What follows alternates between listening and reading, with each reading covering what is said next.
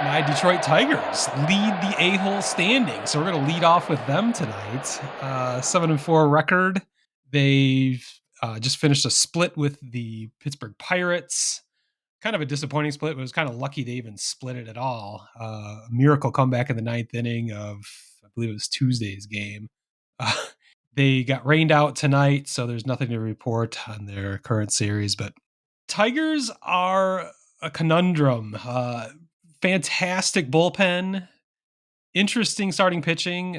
Kind of most of the rotation has been good, and then all of a sudden most of the rotation is bad, and there's very little offense, and that was on display when we get finally to the White Sox series, but that opened the season. But a frustrating experience for Tigers fans, except we're 7-4. I talked a lot last episode about how it was imperative they got off to a hot start to stop them from burying themselves like they've done the last 3 seasons with I think they were 25-50 over the last 3 years in March and April games, just crushing their any chance to compete in the division within the first month. 7-4, you can't complain. It's a little nerve wracking though, considering how bad the offense has been. Totally bailed out by the bullpen. The bullpen is amongst the best in the majors. If the offense can start clicking a little bit, then we're in business. They've got a series coming up with the Twins. Actually, they're going to play the Twins twice, I think, in the next 2 weeks, which is huge. The Twins are limping in. Terrible. At this, terrible. Yeah, the Guardians are a lot better than I thought in the division, but that could be short lived as they've lost Shane Bieber, their ace, for the season with Tommy John surgery. So yeah, I mean the real frustration started after the first week as the Tigers were 5-0 at one point, the last team in the majors to lose a game, but the Oakland A's, my fucking A's, came into town and once again they pummel the Tigers in Comerica Park. They are 21-4 at Comerica Park over the last 5 seasons. And it's just an inexplicable. I mean, the A's had 1 win going into that series against the Tigers. Can't explain how that keeps happening. It's a thing though. Somehow A's bats feel very comfortable in Comerica Park, no matter what's going on. So before that, the Tigers almost swept the New York Mets in New York. They were 1 out, basically 1 inning away from sweeping the doubleheader that would have swept the series against the Mets. Alex Faedo finally gave up a run. You can't be too upset at that point. But the Mets were struggling. The Mets still are struggling. Yes. The Mets will always be struggling. So the Tigers' start has come against some pretty mediocre opponents.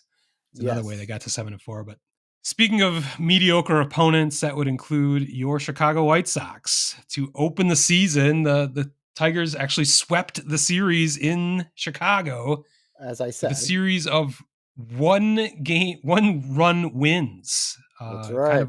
It was a very competitive series. It was fun, more fun for me, obviously, but I hope you had some fun watching that before all your players started getting hurt.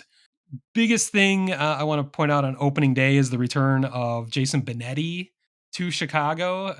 The first Major League regular season game he broadcast for his new Detroit Tigers happens to be in the ballpark of his old club, Chicago White Sox, it was really confusing for me, at least, listening to it, because I'm watching a game in Sox Park, hearing Benetti's voice, and I keep thinking he's like rooting for the White Sox somehow with his commentary. I'm getting pissed off. I'm like, wait a minute, he's our guy.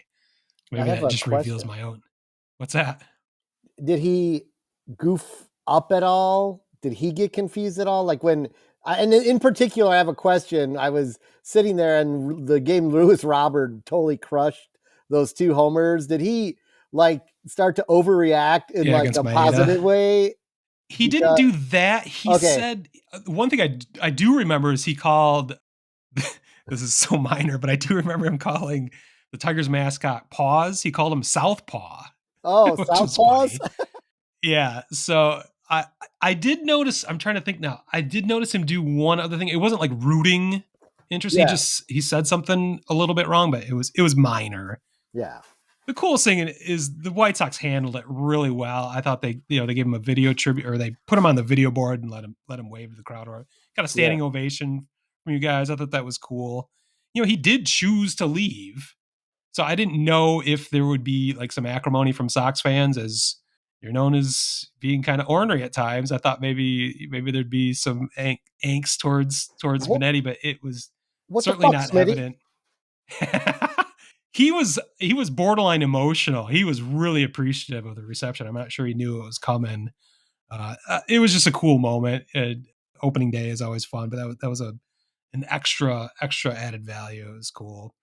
The White Sox presented him with a deep dish pizza in the booth, which I found a bit ironic. That part of the issue reportedly was that Well, he's not Jerry eating did for not like us. him eating in the booth. Yeah, so now that he's eating in the booth in the Tigers booth, it's not a problem. But I thought that was hilarious.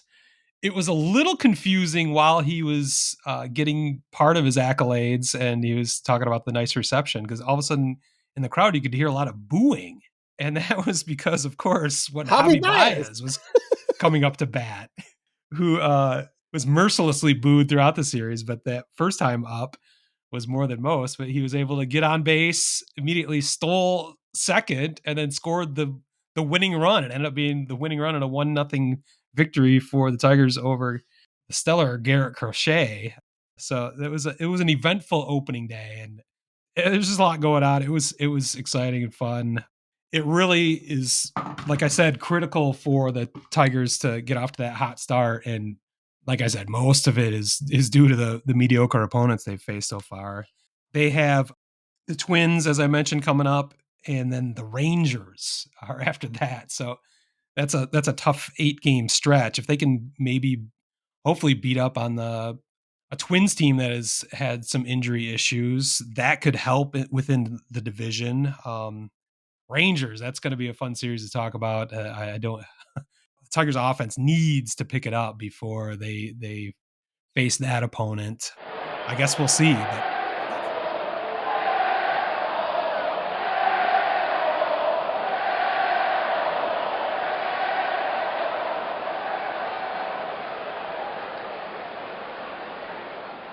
Word Hole Media.